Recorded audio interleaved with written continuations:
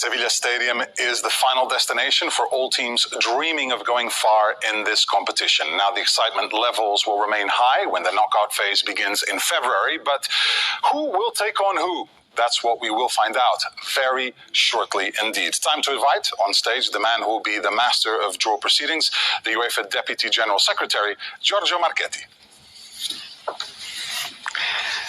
Thank you very much, Pedro. Good afternoon, ladies and gentlemen. I would like to start by wishing all the teams who have qualified for today's draw the very best of luck over the coming season and in their European endeavors. 8 different national associations are represented today. 4 clubs have won this trophy before on 10 occasions between them: Napoli, Porto, Zenit, and of course the record holder Sevilla, where this season's final will take place. The presence of a team from Moldova, Sheriff Tiraspol, who have reached the knockout stage for the first time in their history, emphasizes the importance of open competitions where any team has the chance to qualify. A special mention to GNK Dinamo, who sealed an impressive 1-0 win at West Ham on matchday 6, booking their passage through to the knockout stage with their first win on English soil in 9 attempts. With the new format being implemented this season, for the very first time, we will conduct a draw for the new knockout playoff round, where the Europa League group runners-up are going to face off 8 teams coming from the Champions League group stage. The reward will be a place in the round of 16, where 8 already qualified group winners are very interested spectators looking forward to learning their potential opponents. Sevilla is the destination for this season's final, and now, to assist us with today's draw, I would like to welcome to the stage a player who has a particular affiliation with the city of Sevilla and Sevilla FC.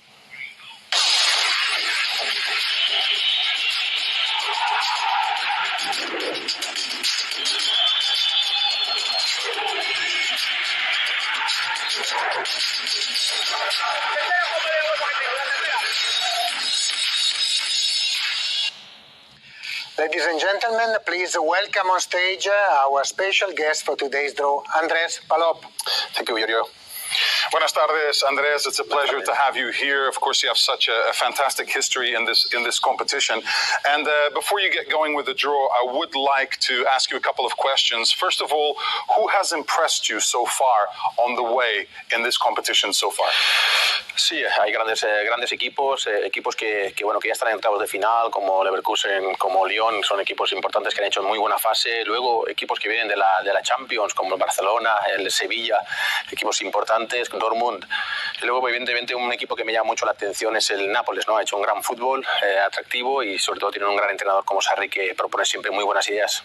Andrés saying that there's a lot of teams who have impressed so far, the likes of Lyon, Leverkusen, and some of the teams from the Champions League as well, who have come down to this competition, like Barcelona, Sevilla, Dortmund, and then there are always a lot of quality sides to face on the way to lifting this trophy. I also wanted to, of course, mention the fact that Sevilla is a city that has such amazing history in this competition. Sevilla, the team winning it 6 times. What makes this competition so special for the team of Sevilla?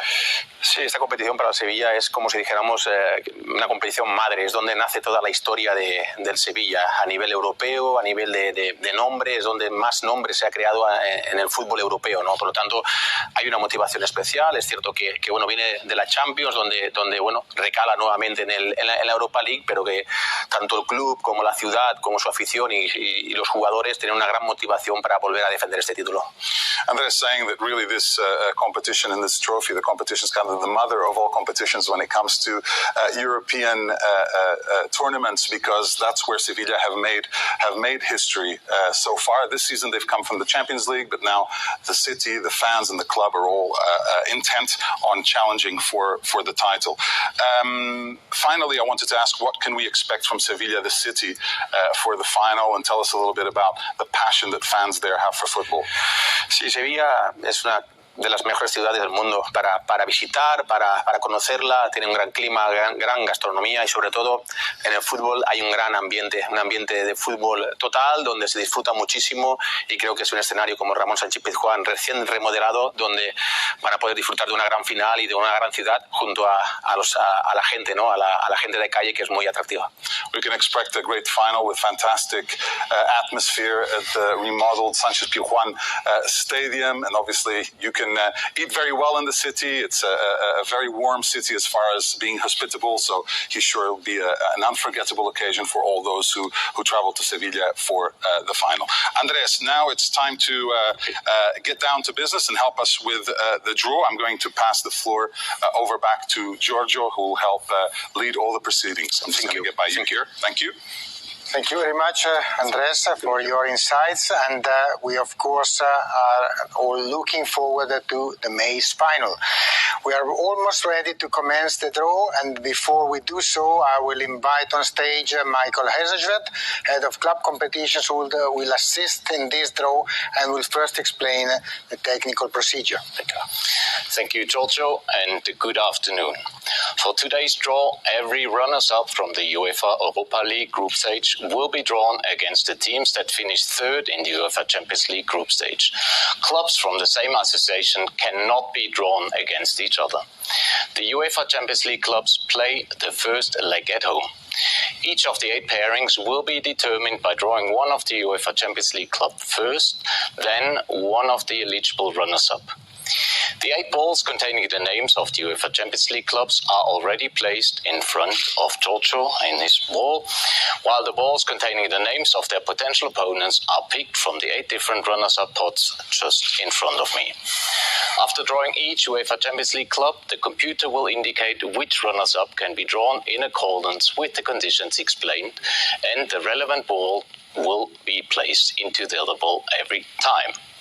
Should we have only one team eligible to be drawn against a particular UEFA Champions League club, there will be no draw and the 2 teams will be paired directly. This procedure is then repeated for all the 8 pairings. Please note that the knockout round playoffs of the 2021-22 UEFA Europa League will be placed on 17th for the first leg and 24th of February for the return legs. After the draw and in accordance with the competition regulations, the UEFA administration will determine the final fixture list. The result will be announced later this afternoon. Now, that's it from me. From the technical side, I hand the floor back to you, Giorgio, so we are ready to proceed.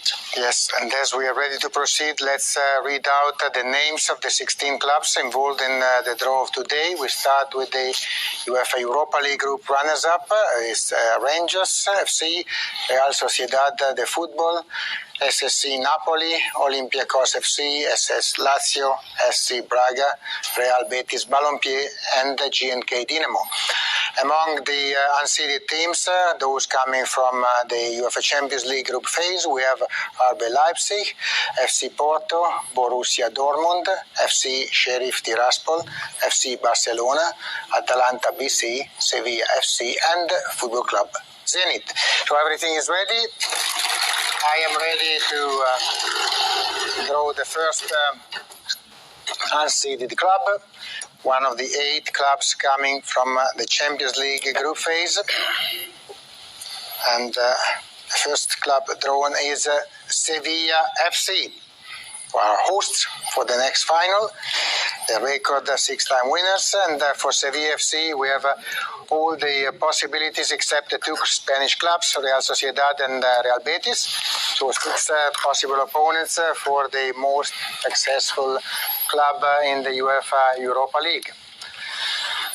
Sevilla FC, they will have to play the first leg at home at the Ramon Sánchez Pizjuán and test the stadium for the final that will take place in May.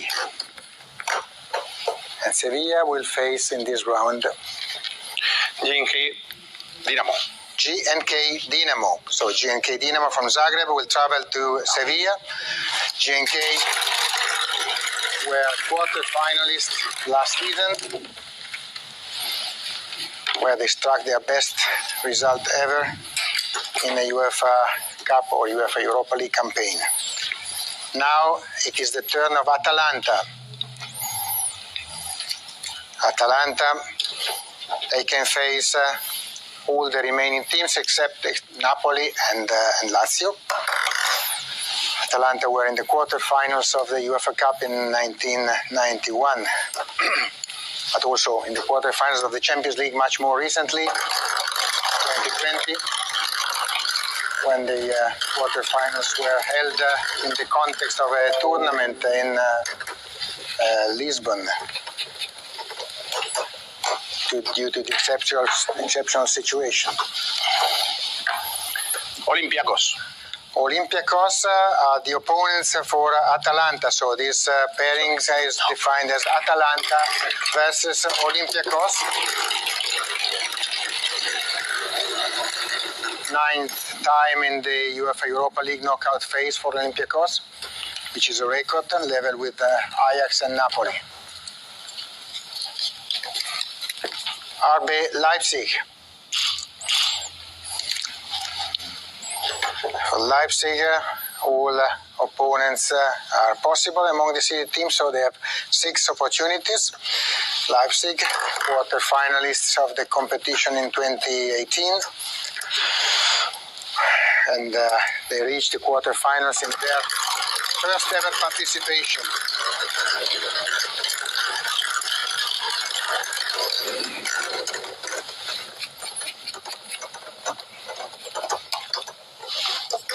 The opponents of Leipzig are Real Sociedad.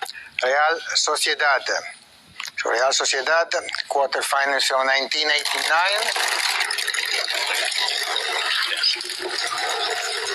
They've been missing in round of 16 since the 2003-2004 season, so they will try to grab the opportunity against Leipzig. FC Barcelona. Barcelona can play against all teams except Real Betis, so 4 different opportunities for Barcelona. Their first appearance in the UEFA Europa League and first appearance including UEFA Cup since 2003-2004. It is actually the 13th club from Spain participating in the UEFA Europa League era.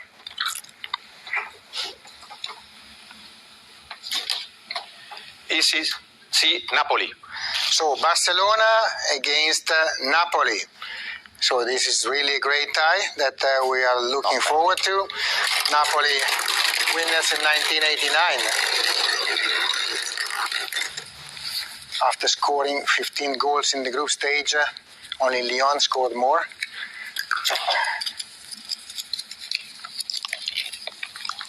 Football Club Zenit.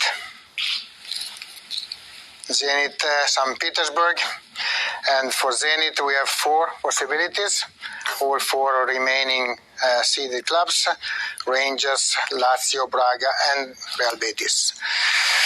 They are the most recent Russian winners of this trophy.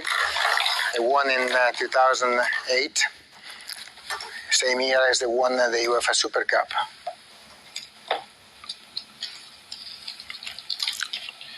Real Betis Balompié. And they will face off Real Betis from Spain and Football Zenit, Football Club Zenit. Betis is the 5th pairing. 3 are left. Now we have Borussia Dortmund. So for Borussia, 3 opportunities: Rangers, Lazio or Braga. Twice finalists of the UEFA Cup, 1993 and 2002. And for the 10th consecutive season in knockout phase of a UEFA club competition.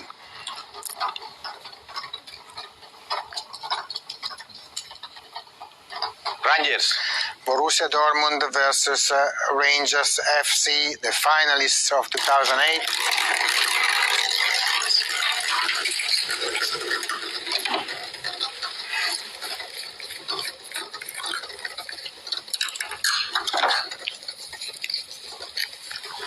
FC Sheriff Tiraspol.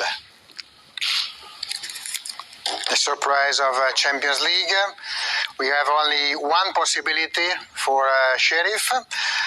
That possibility is as SC Braga,